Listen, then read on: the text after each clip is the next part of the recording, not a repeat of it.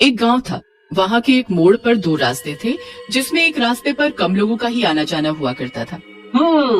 आज इस रास्ते से घर जाता हूँ। खाली खाली रास्ते पर चलने का मजा ही कुछ और होता है। सुहाना सफर और ये मौसम हंसी, हमें डर यहीं खो न जाए कहीं। सुहाना सफर और ये मौसम हंसी। अरे वो क्या चमक रहा है, एकदम शीशे जैसा। वाह, ये तो कंघी है और बहुत ही सुंदर कंघी है। तभी पीछे से सोहन भी आ जाता है। क्या हुआ भाई रोहन, आज तुम इस रास्ते से कैसे घर जा रहे हो?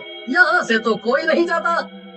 कुछ नहीं, सुहाना मौसम था तो मन किया कि खाली वाले रास्ते से ही चलते हैं, और ये थोड़ा लंबा भी है तो मौसम का मजा और आएगा, तभी इस रास्ते पे निकल आया। मैं तो रोज ही इस रास्ते से ही आता हूँ। मेरा घर तो यहीं से पास पड़ता है। तुम्हें पहली बार देखा तो पूछ लिया। अच्छा, वाह, तुम रोज ही आते हो, फिर तो मेरी आज किस्मत अच्छी थी। देखो मुझे कितनी सुंदर कंघी मिली है, इसकी चमक कितनी है। पहले तो मुझे लगा शीशा है या ऐसा ही कुछ है, लेकिन ये तो कंघी निकली। बहुत ज्यादा ही चमक है इसमें। कहाँ से मिली तुम्हें? मैं तो यहाँ से रोज आता जाता हूँ, मुझे तो कभी नहीं मिली। बहुत ही सुंदर लग रही है। मेरा तो दिल आ गया है, मन कर रहा है इससे अपने बालों को कंघी कर लूं। तुम्हारी किस्मत ही खराब थी, तो उसके लिए क्या किया जा सकता है। ये कंघी मुझे मिली है तो मैं ही इसका इस्तेमाल करूंगा, और कोई नहीं कर सकता। चलो ठीक है, तुम ही रखो तुम्हारी किस्मत वाली कंघी। मेरा तो घर आ गया, संभाल के रखना इस कंघी को। पता चले कि सारे बाल उड़ गए या कोई चुरा ले गया। तुम तो जल गए कि मुझे ये मिल गया। बाल उड़े चाहे कुछ भी हो, ये कंघी तो मेरे पास ही रहेगी। चलो चलता हूँ, क्या पता कभी तुम्हारी किस्मत भी अच्छी हो।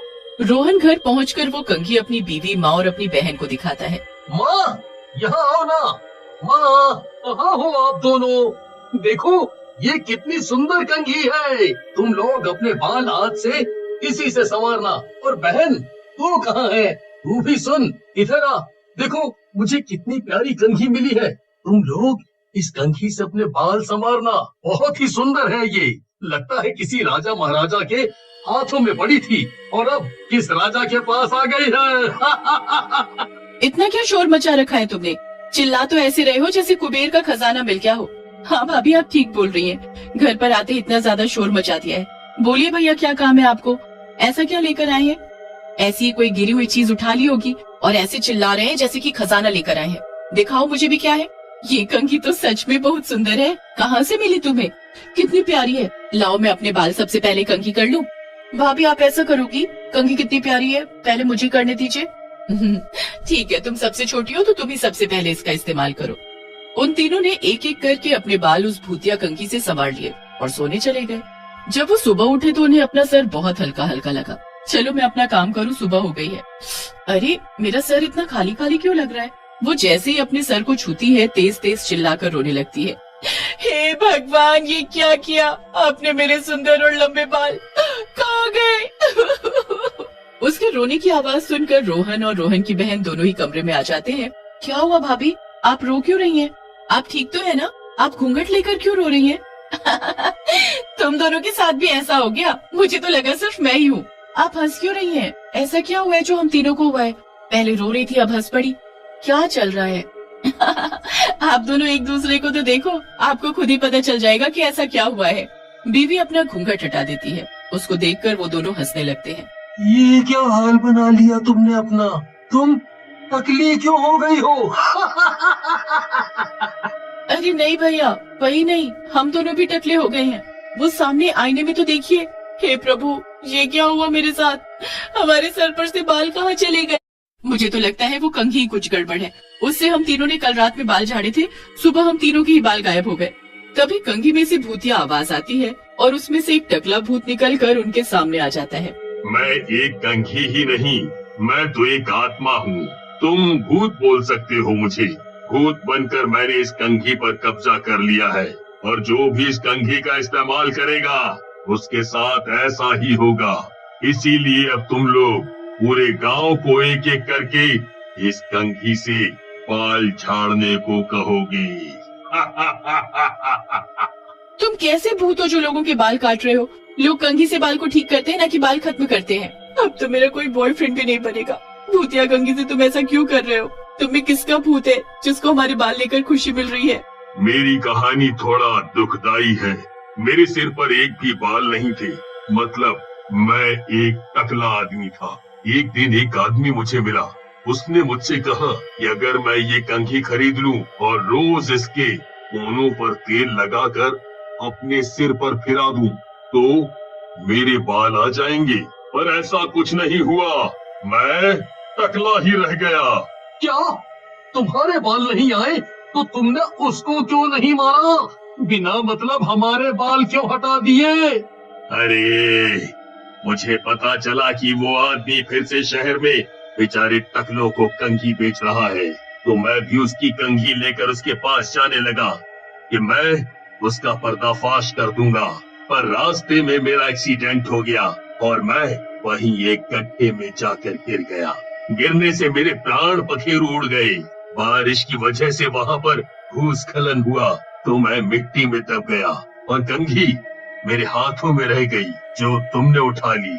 अब मुझ में वो ताकत है कि मैं लोगों को टकला करूं, क्योंकि लोगों ने मेरा बड़ा मजाक उड़ाया है। अब मैं लोगों को टकला करके उनका मजाक उड़ा दूंगा। तो खाली मर्दों को टकला करो, हम औरतों को मत टकला करो। हमारी तो किस्मत ही खराब हो जाएगी। हमें तो कोई पूछेगा भी नहीं। हाँ, इनको टकला छोड़ दो, पर हम दोनों के बाल वापस कर दो कुछ भी करके। हम ऐसे कैसे जिएंगे? और वो गायब होकर बगल के घर में चला जाता है। ये कंघी तो सबको टकला करके ही मानेगी। लगता है पड़ोस में गई है। पूरे गांव में टकले टकले ही दिखेंगे लोग। अब हमें इस कंघी का कुछ न कुछ करना पड़ेगा। क्या करना है भाभी, आप ही सोचो। कि भैया तो बेवकूफ है। लालच के चक्कर में हम सबको टकला कर डाला और पता नहीं अब कौन कौन होगा। अगर एक बार वो कंघी हाथ में आ गई तो उसे तोड़ देती हूँ और तोड़कर जला देंगे। ना रहेगा बांस, ना बजेगी बांसुरी। ये तो अच्छा आइडिया है भाभी, पर वो हमारे हाथ वापस नहीं आएगी। अब वो बाल वालों के पास ही जाएगी सिर्फ, और हमारे पास तो बाल भी नहीं है। बहुत सोचने पर रोहन की बीवी को एक सुझाव आता है। सुनो, मेरे पास एक तरकीब है जिससे वो भूत अपनी भूतिया कंघी लेकर मजबूर हो जाएगा मेरे पास आने को, और जब वो मेरे हाथ लगेगी तो मैं उसके टुकड़े टुकड़े कर दूंगी और तुम बस तैयार रहना उसे आग लगाने के लिए। इधर एक और घर इस मनहूसियत का शिकार बन जाता है। तुम्हें तो फिर भी आदत है मुंडन करवाने की। तुम्हारे खानदान में तो कोई न कोई हर साल टपक ही जाता है और एक तरफ से सारे मर्द टकले हो जाते हैं। पर मेरा सोचो, मैं पार्लर जाकर बाल सेट करवाने वाली लड़की अब अपना टकला जम्बू लेकर कैसे जाऊंगी बाहर? इसी तरह भूतिया कंघी गांव के ज्यादातर लोगों को टकला कर चुकी होती है।